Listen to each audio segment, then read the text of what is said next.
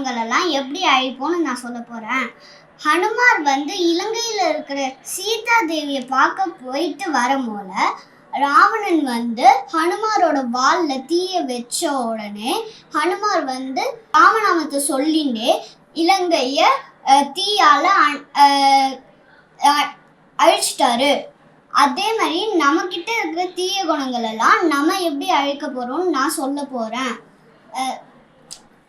பொய், திருட்டு, கோபம், சோம்பல், கர்வம், வன்மம், பொறாமை, பேராசை, இந்த மாதிரி இருக்கிற தீய குணங்கள் எல்லாம் ராமநாமத்தை சொல்லிட்டே இருந்தா ராமர் இந்த மாதிரி இருக்கிற தீய குணங்கள் எல்லாம் அழிச்சிருவாரு. ஜெய் ஸ்ரீராம்.